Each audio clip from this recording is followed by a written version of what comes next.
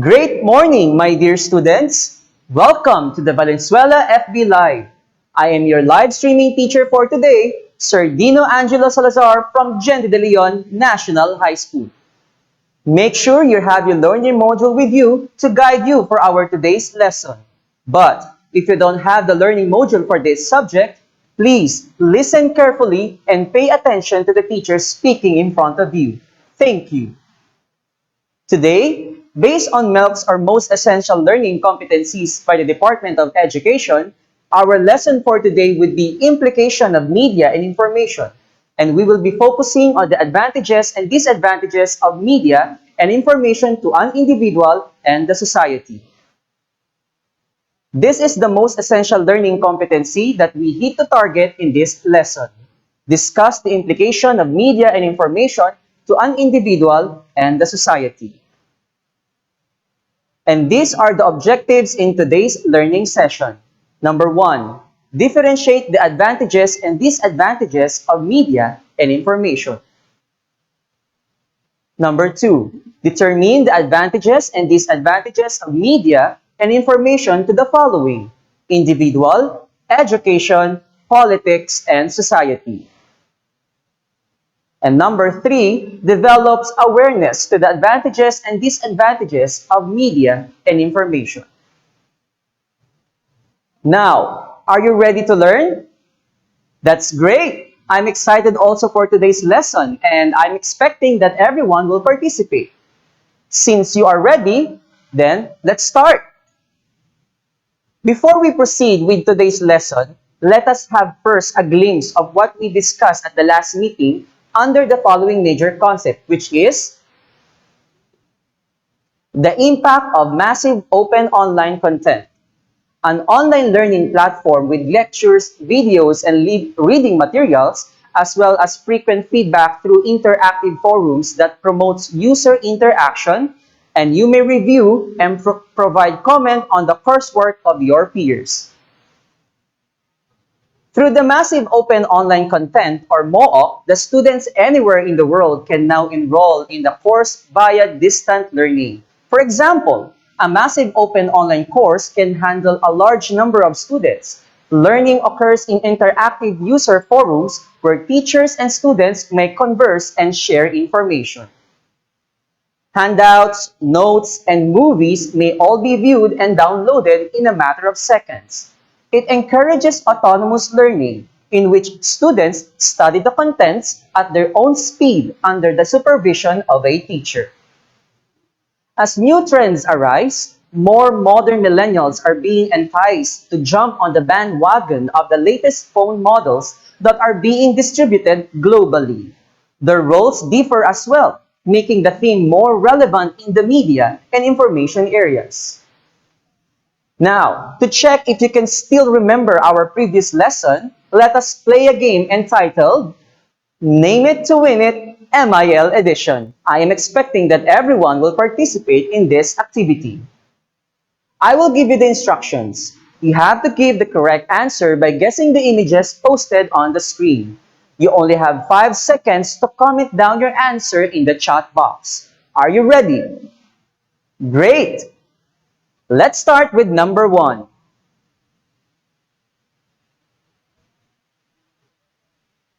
Your timer starts now.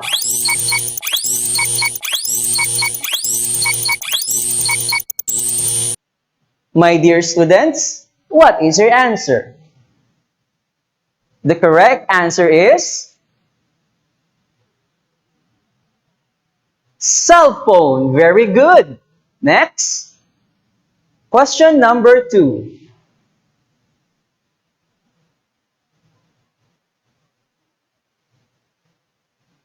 Your timer starts now.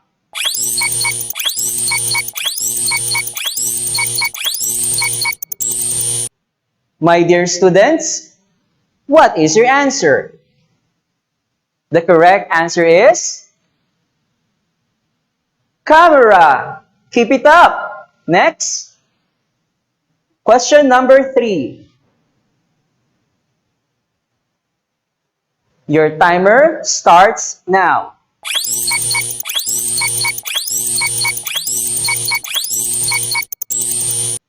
My dear students, what is your answer? The correct answer is tablet. Nice one. 2 more to go. Next. Question number 4.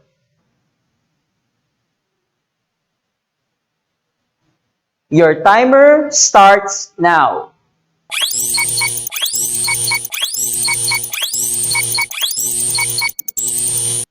Time's up. My dear students, what is your answer? The correct answer is hologram. Excellent. Last question. Question number 5.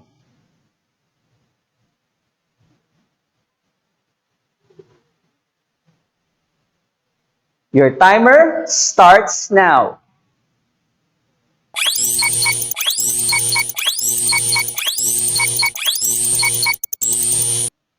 My dear students, what is your answer? The answer is photocopier. Awesome! Give yourself a virtual clap.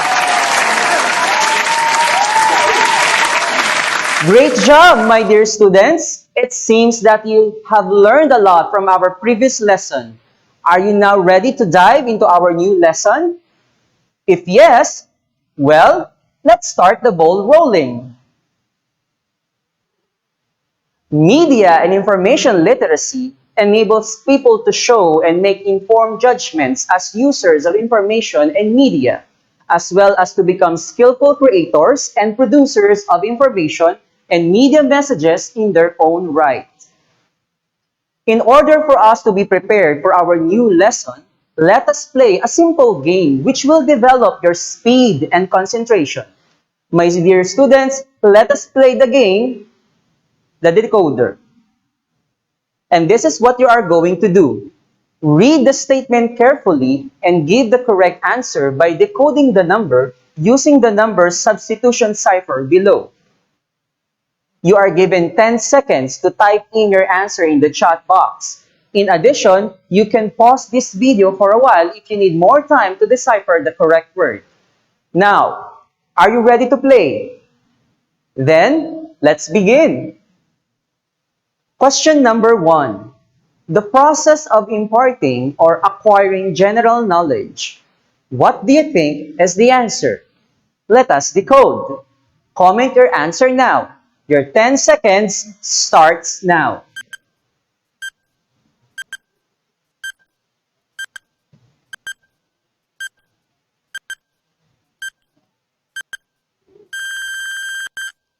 If your answer is education, you are correct. Next question, please. Question number 2. The activities associated with the governance of a country or other area. What do you think is the answer? Your 10 seconds starts now.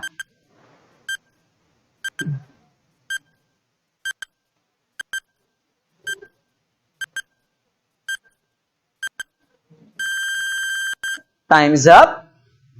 If your answer is politics, keep it up. Last question. Question number 3. A group of individuals involved in persistent social interaction. What do you think is the answer? Your 10 seconds starts now.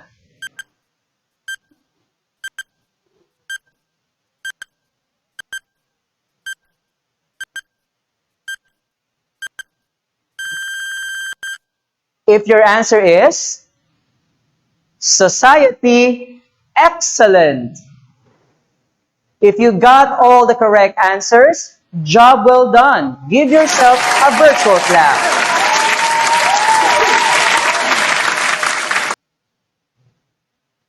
The role of media and information.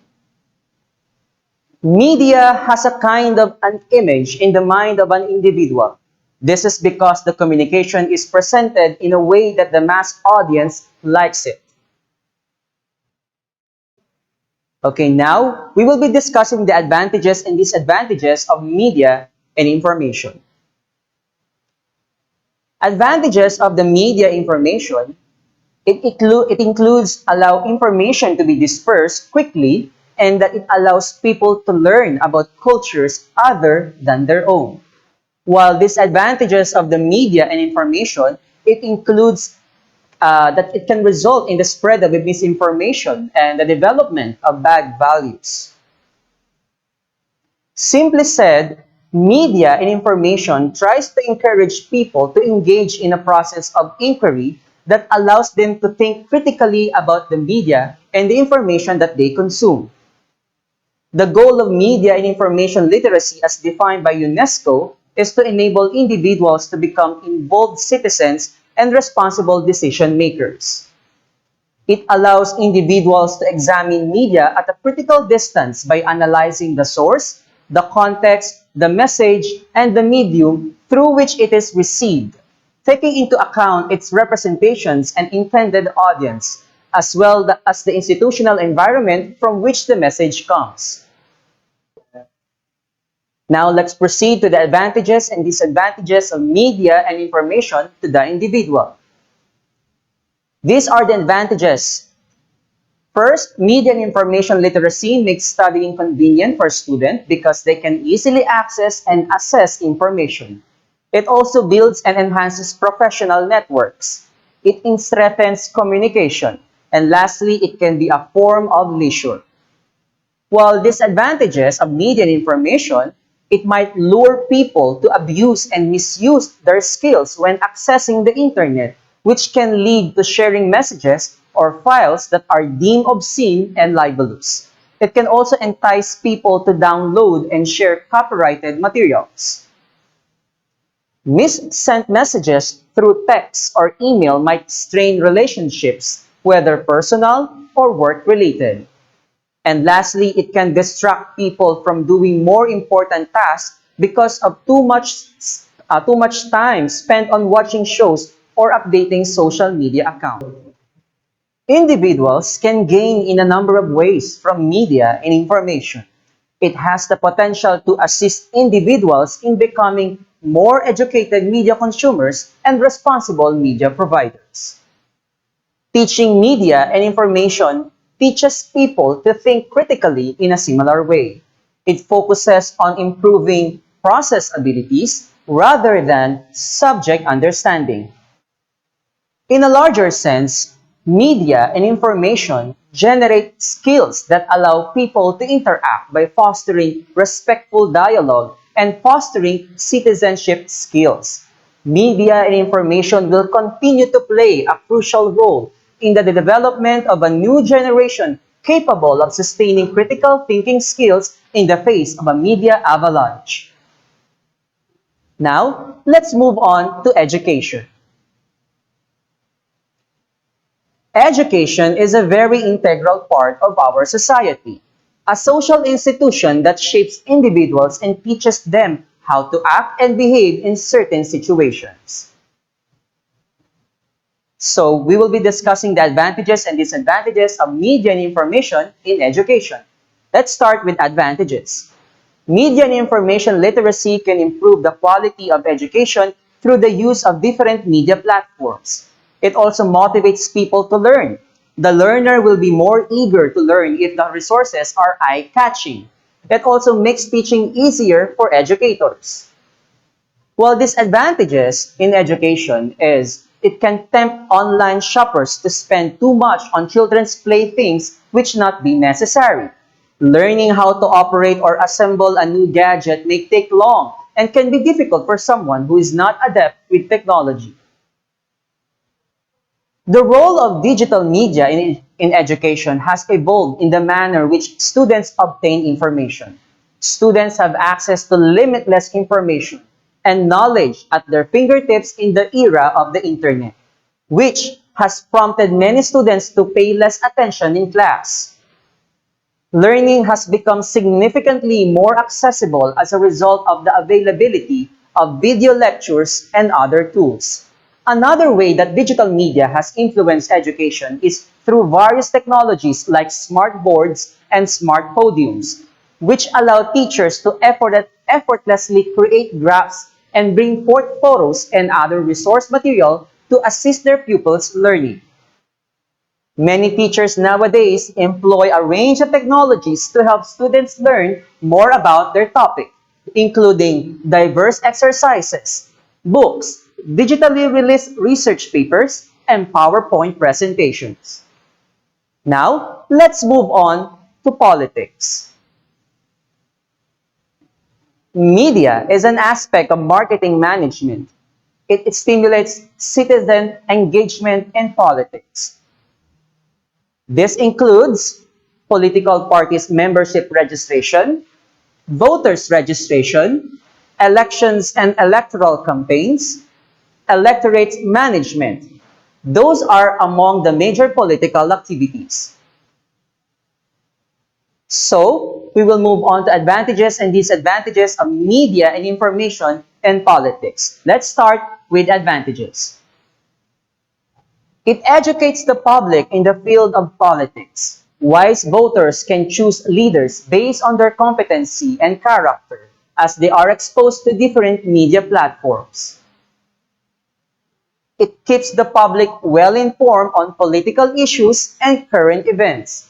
And also, it allows ordinary citizens to express their opinion on certain political issues using the web. Well, the disadvantages of politics is it can adversely affect politics because it can be used by some to manipulate the news through social media and use it as a black propaganda for a political rival in order to get public support or sympathy. It can incite the public to rebel against the government and engage in violent acts. And it can cause panic or confusion among the citizens if false reports about political instability are disseminated. In a democratic society, the media should play various important functions. Their main goal is to educate the public, equipping individuals with the knowledge they need to make informed judgments on leadership and policy. The media serve as a monitor for government acts. They set the tone for public debate and give a platform for political discourse. They also aid community building by assisting people in identifying common causes, forming civic groups, and working towards societal solutions. Now, let's move on to society.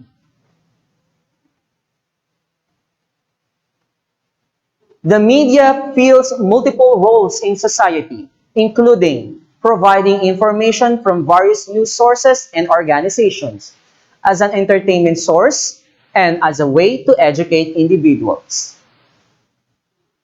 Now, let us discuss the advantages and disadvantages of media and information in society. Let's start with advantages. It allows people with the same interests to develop camaraderie and interaction. It also encourages people to have a more productive hobby. It updates people about the latest fashion, lifestyle, and the like. And lastly, it encourages people to build support groups engaging in various advocacies. While disadvantages is it distracts users because they are always preoccupied updating or viewing their social media sites. It exposes people to the concept of materialism and worldliness because of the variety of advertisements posted. And people may lose their allegiance to our nation due to criticism posted online. In today's society, the media plays an important role in both positive and negative ways. Media can have a significant impact on society.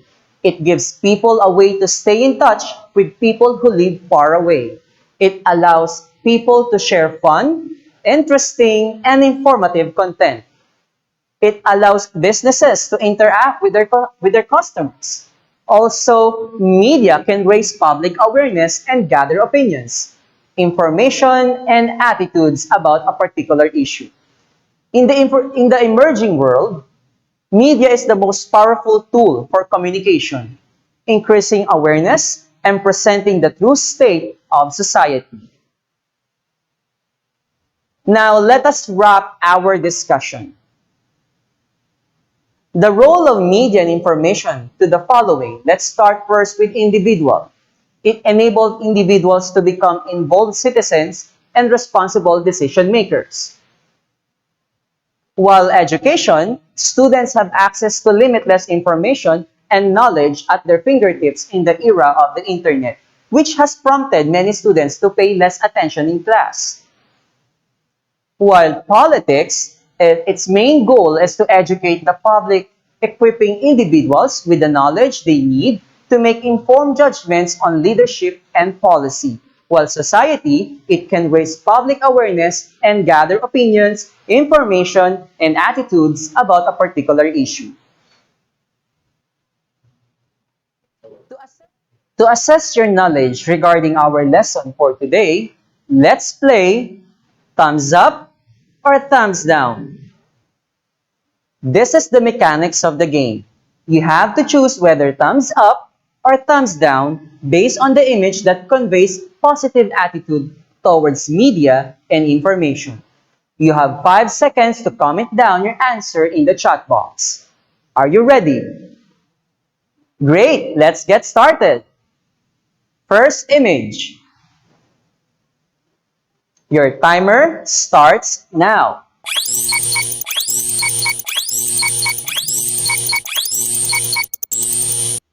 Time's up. My dear students, what is your answer? The correct answer is thumbs down. Keep it up. Next. Second image. Your timer starts now.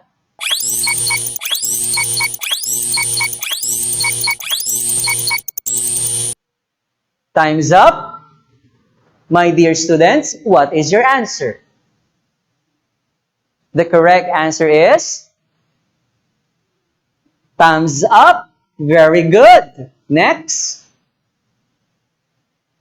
Third image. Your timer starts now.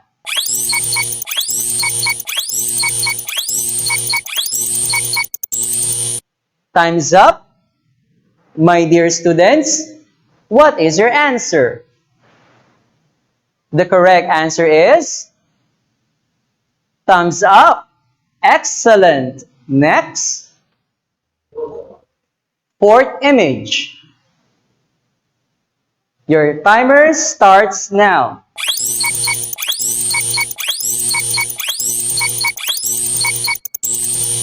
Time's up. My dear students, what is your answer? The correct answer is thumbs down. Nice one. Next. Okay, last image. Your timer starts now.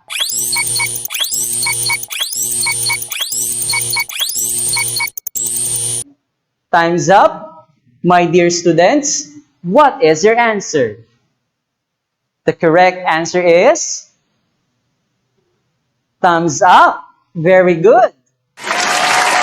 Great work, my dear students. You really made my job easy today. Always remember, with the advent of technologies, media and information is a platform for us to express our views and opinions, respond to others, and conduct formal and economic transactions. It is undeniable that media, in all its form, has contributed to the advancement and improvement of society in shaping the social, educational, economic, and political environment.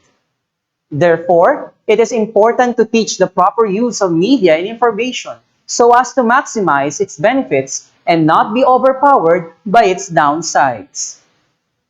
I hope you have learned something from today's lesson and always be a catalyst of change. Now, our lesson has ended for today. I would like to give the appreciation to the following individuals who helped me for today's live streaming. They are Ms. Remedios L. Santos, EPPPLE TVL Supervisor, Sir Job Vincent Aguilar from Valenzuela National High School, who is to be the writer of the module, Ma'am Wenny Rose Mendros, the language validator, as well as my moderator for today, Ma'am Jenny S. Loseñada, and lastly, Sir Marvin Cruz for technicalities. Again, I'm your live streaming teacher for this morning, Sir Dino Angelo Salazar from Gente de Leon National High School. Saying, anuman ang sitwasyon, tuloy ang edukasyon. God bless everyone and have a great day.